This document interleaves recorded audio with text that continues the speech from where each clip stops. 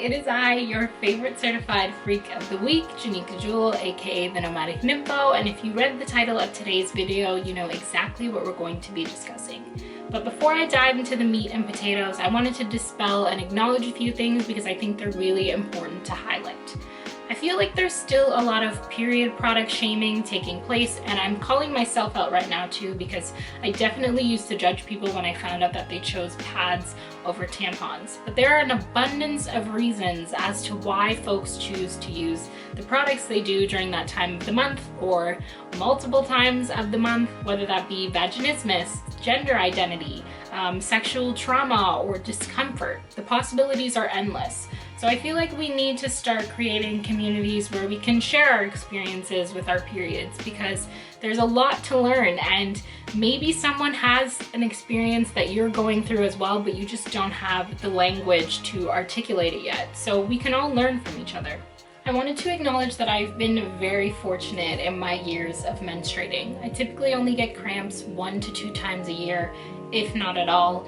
It lasts 3 to 5 days, and it's typically only heavy on the first day. So all of the excitement and joy that I have around discussing periods and period products not only stems from a place of wanting to have open dialogue and safe environments where we can discuss these topics, but because I don't really have a lot of negative experiences attached to my period, which is not the case for the vast majority. And although I am nowhere near frolicking in flower-filled fields like they are in the commercials, it's pretty darn close. The last thing I want to mention is that I'm going to refrain from using statistics and data because I feel like the majority of those studies and analyses like to use the phrases like for the average woman, for the average person. And first of all, none of us are average. Our bodies are able to rejuvenate and to replenish.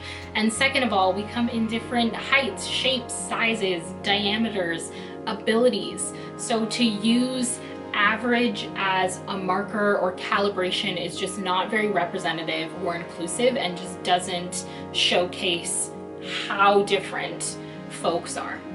Okay. So I have been a proud user of the DivaCup for going on 2.5 years now.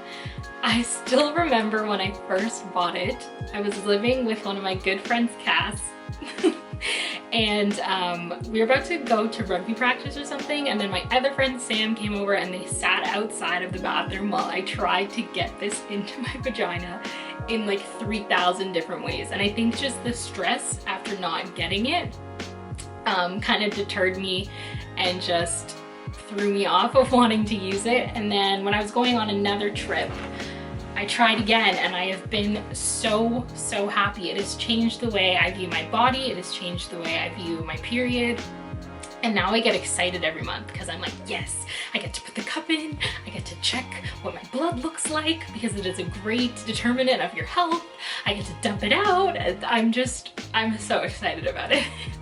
And I never thought I would be here with my period because I used to dread this time of the month every month. So I recently just bought a new one because Shoppers had them on sale for $25.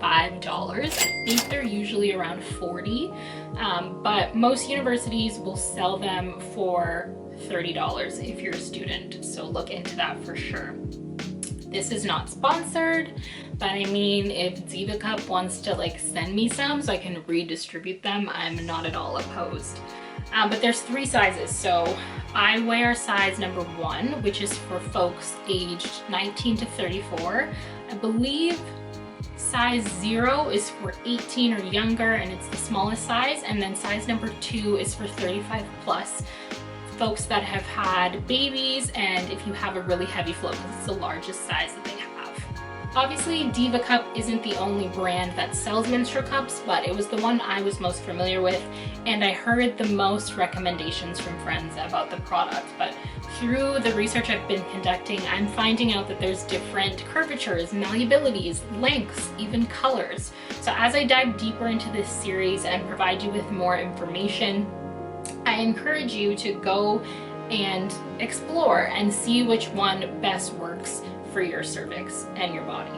I actually learned how to insert my cup from a Facebook or a YouTube video, if I can remember correctly. I'll link it in the description once I can find it. But I told myself in the mirror, I'm like, today's the day. We're gonna do it. I sat like spread eagle in front of a mirror and just had the video playing on repeat while I explored my vagina and my vulva. And when I finally got it inserted, I couldn't feel it. So I was really nervous.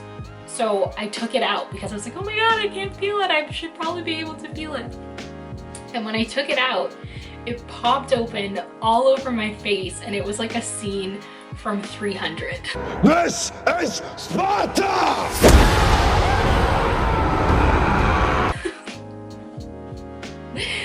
But it was weird. I thought that I would feel more disgusted and grossed out, but I was like, you know what? This is my blood. This is from my body. It's fine. So I wiped it off and tried again.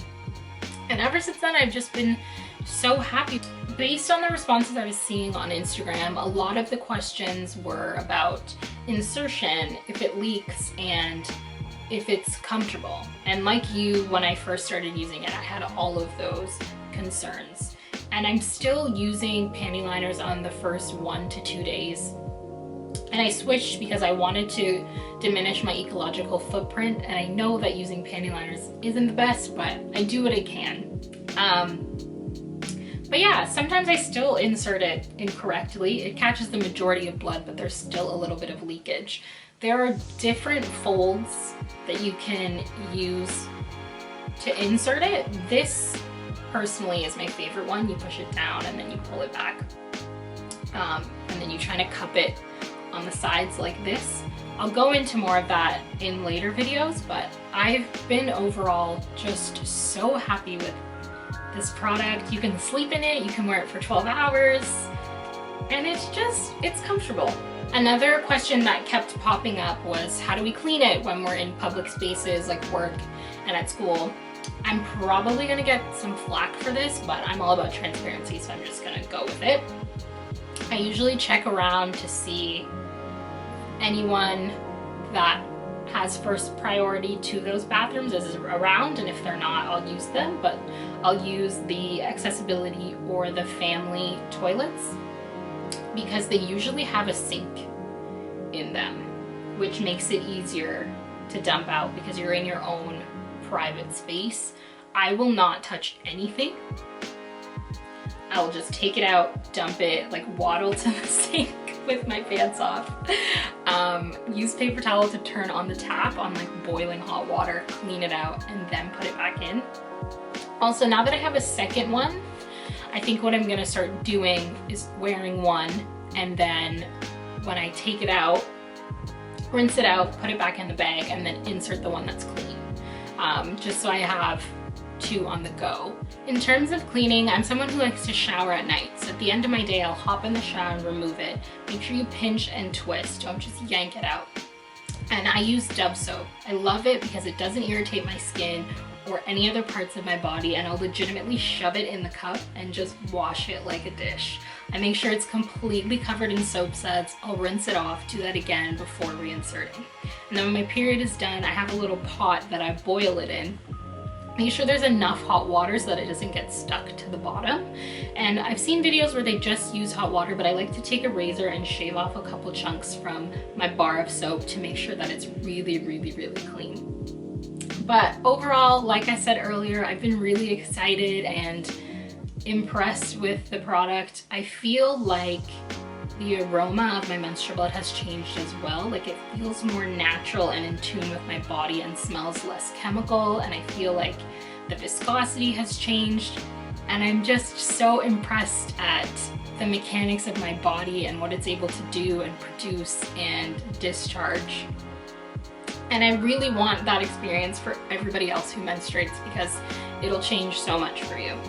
I feel like I've covered most things that I can on like a general level for the first episode of this, but I really need a name for this series.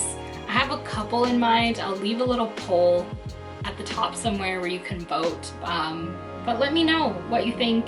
Please engage in conversations in the comments. I want to read them. I want to hear all of your questions, your concerns. I want to hear everything. I want this to open the floodgates of conversation, or the blood gates, for conversations about this topic because I feel like they're so important and removes that feeling of loneliness that time of the month. Hoping to bring these videos out monthly, you know, to add on to the theme. But yeah, that is all for me today.